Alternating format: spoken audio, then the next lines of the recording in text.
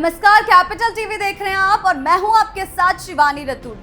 Bharatiya Janata party की आज की सियासत को हम देखें तो उसकी कई राजनीतिक चाल सिर के ऊपर से गुजर जाती है। वह जनता को साधती है, विपक्ष को किनारे लगा देती है और बहुत ही पेशेंस के साथ बहुत ही शानदार रणनीति के माध्यम से बिना किसी शोर के फिर सत्ता में काबिज हो जाती है।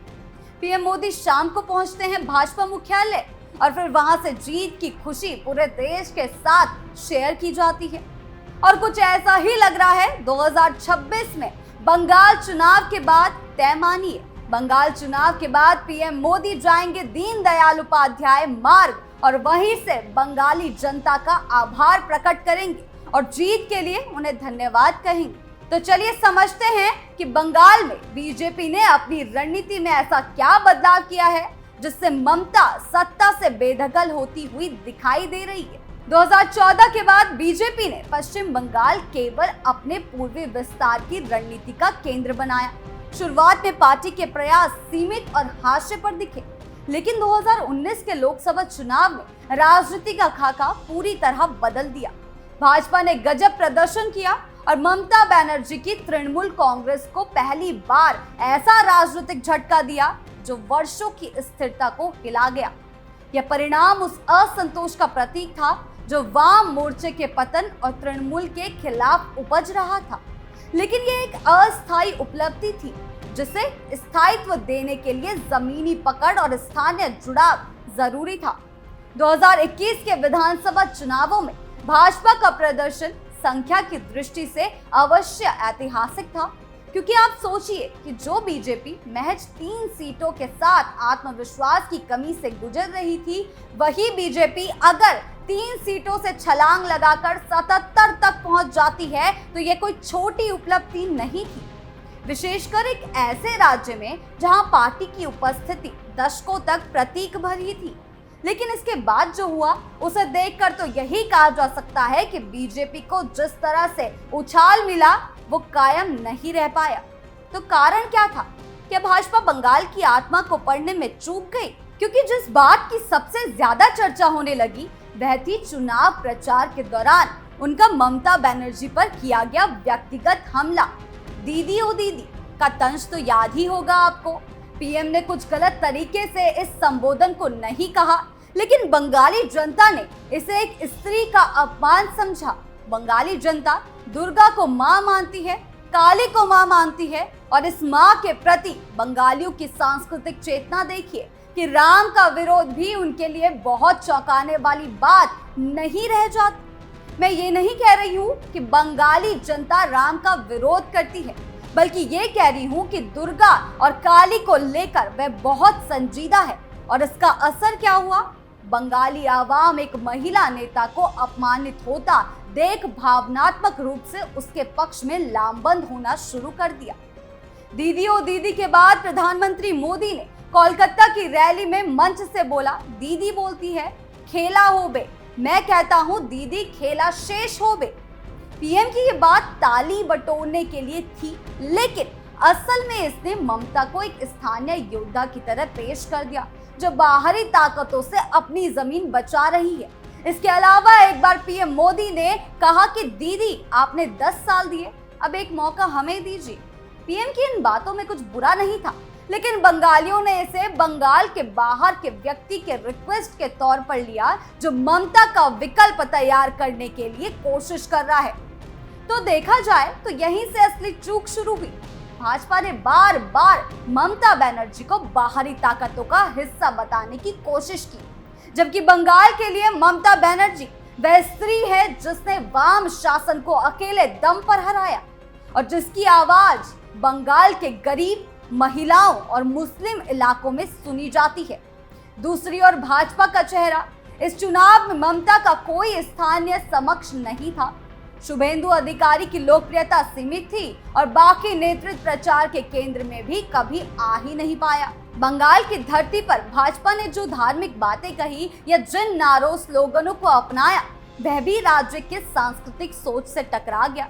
जय श्री राम का नारा उत्तर भारत में भले राजनीतिक मुद्रा है, लेकिन बंगाल में यह न सिर्फ सांस्कृतिक रूप से बाहरी प्रतीत हुआ बल्कि ममता बनर्जी ने इसे मेरा अपमान करने की साजिश कहकर अपने पक्ष में भावनात्मक ध्रुवीकरण का साधन बना लिया।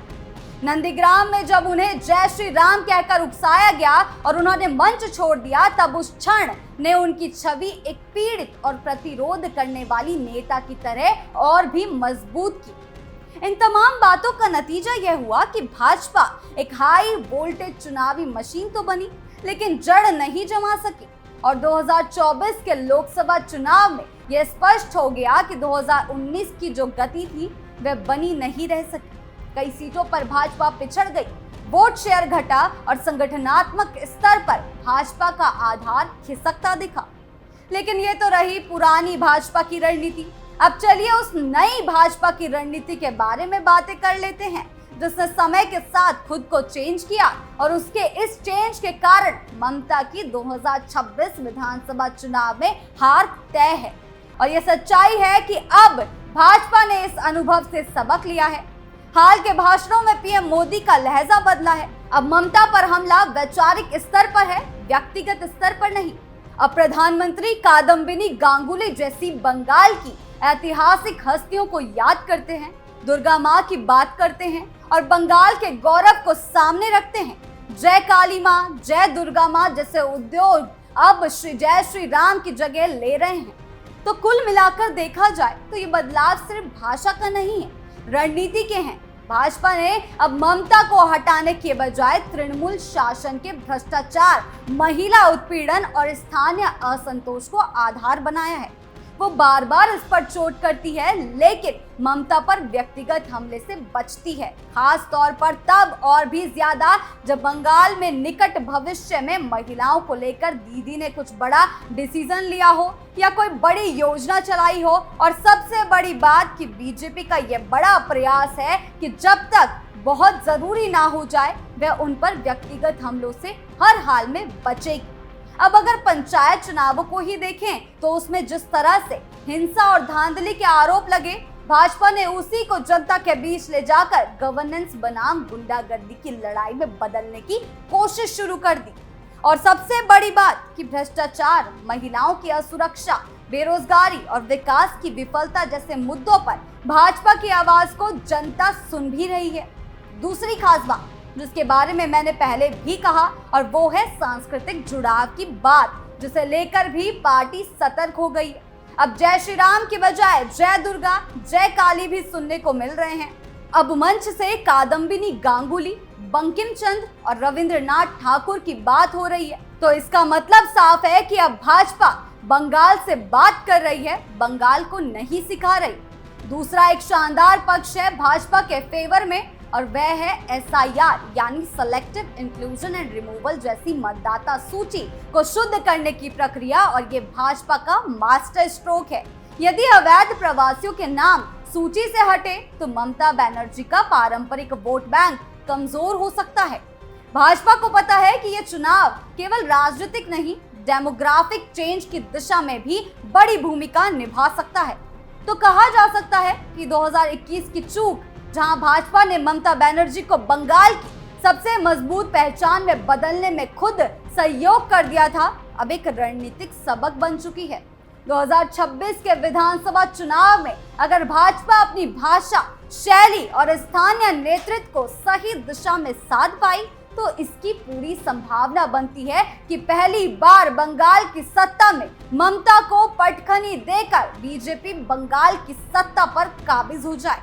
और अगर भाजपा ममता बनर्जी के दशकों पुराने शासन को उखाड़कर बंगाल की सत्ता में स्थापित हो जाती है तो यह न केवल राज्य की राजनीति में एक ऐतिहासिक परिवर्तन होगा, बल्कि राष्ट्रीय राजनीति का भी नया पावर सेंटर तैयार करेगा। बंगाल जो अब तक भाजपा के पूर्वी किले बनने से बचा रहा, उसकी जीत के साथ भाजपा का पूर्वी भारत में भी शानदार विस्तार होगा, जो एक बड़े मिशन से कम नहीं होगा।